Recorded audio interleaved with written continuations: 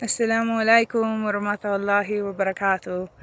It's not a noon walk, it's like a evening walk, but I wanted to share with everybody just how magnificent North Dakota is. And a lot of people joke about why you would want to live out here, but let me just show you because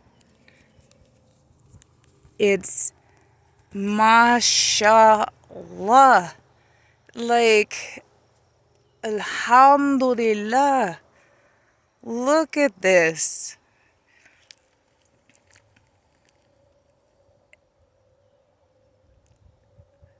MashaAllah.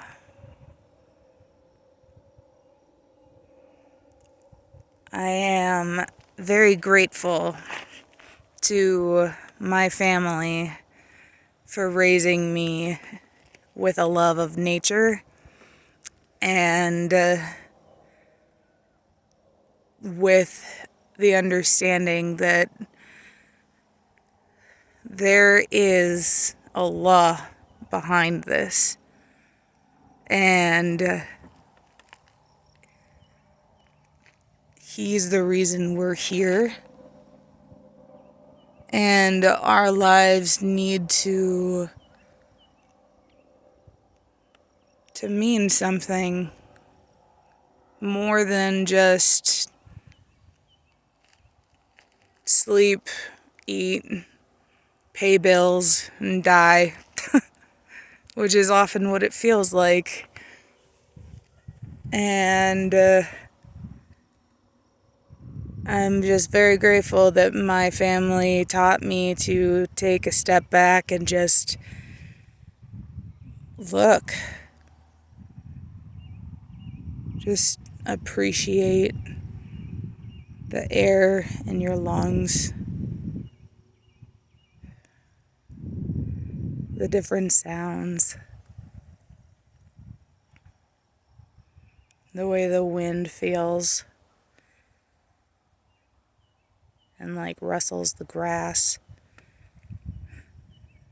all the crickets and grasshoppers,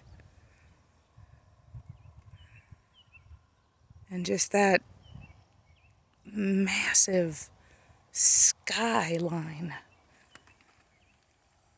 It's honestly some of the most beautiful things I've ever seen in my life. Alhamdulillah.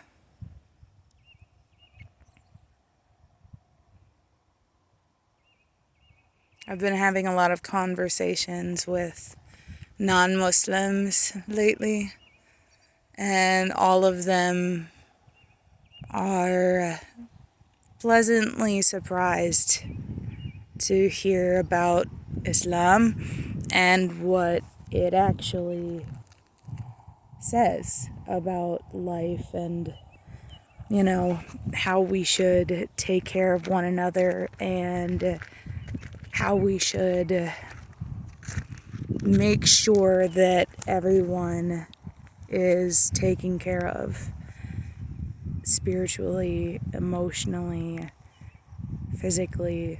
And it's a rare thing to have friendships where religious tolerance is upheld at all times. And in this way, I have been immensely blessed because all of my friendships have a root in our ability to discuss religion and politics and anything. And I feel fulfilled in my heart, and this is part of the fullness that comes with marriage, Alhamdulillah, like in Islam, marriage completes half your deen. So half of your religious responsibility, half of your religious fulfillment comes from marriage. And I never knew that there could be this much peace and calmness in my heart than when I married my husband.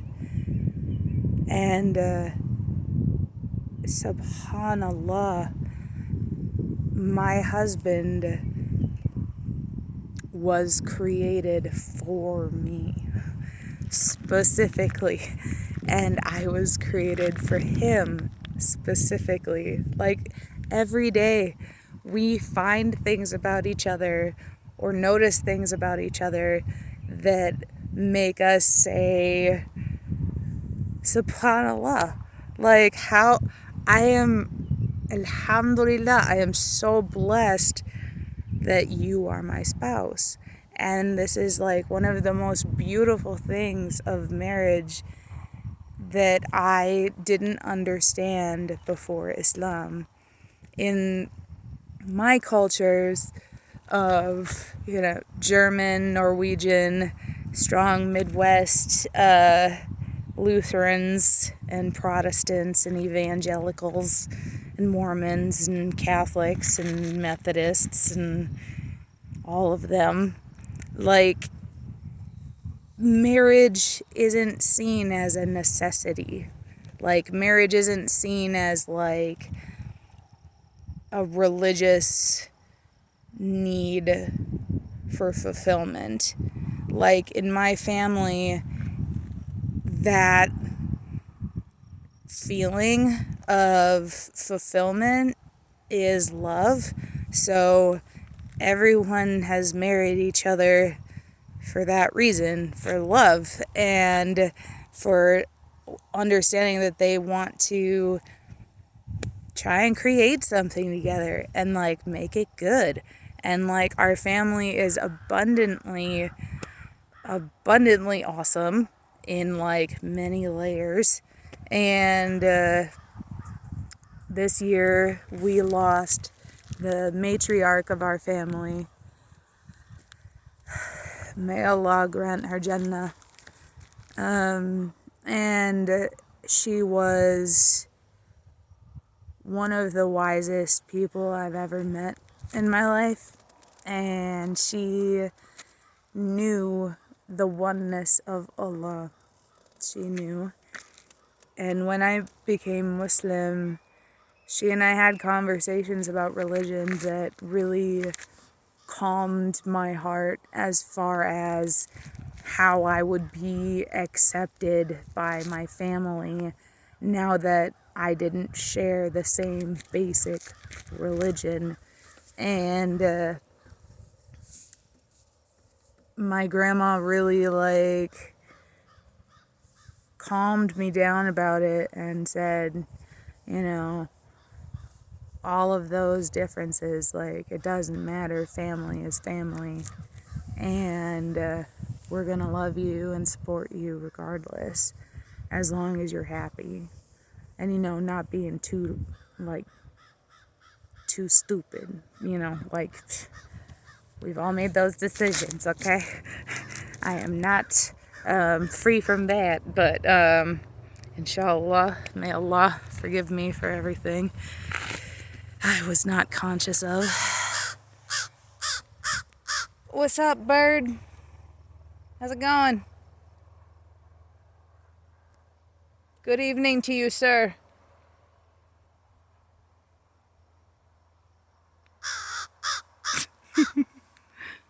Yes, Alhamdulillah.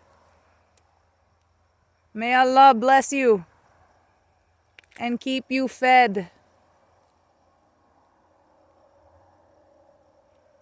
Assalamu alaikum.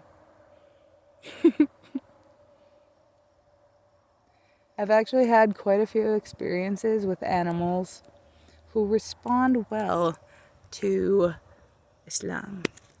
I don't think this is a coincidence, but it is quite beautiful when it does happen, and pretty funny.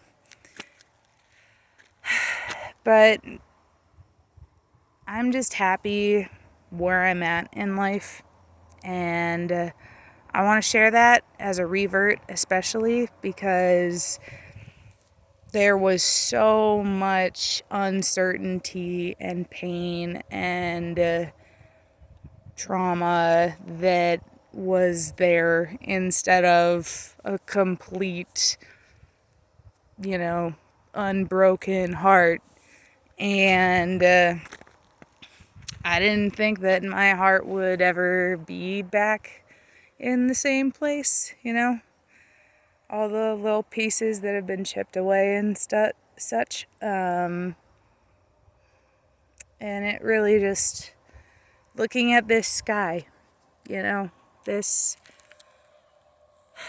helps me deal with that anxiety of that I don't know what the future is going to hold. I don't even know if I'm going to have tomorrow. But Alhamdulillah, everything I have today is because of Allah. Everything. And I am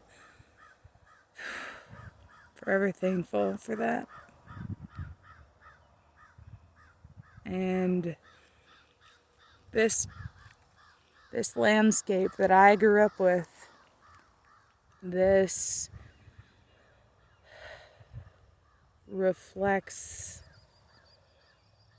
exactly how much Allah has healed me. And then some, because it's not even nighttime yet, where you can actually see the stars here. You don't even need a telescope.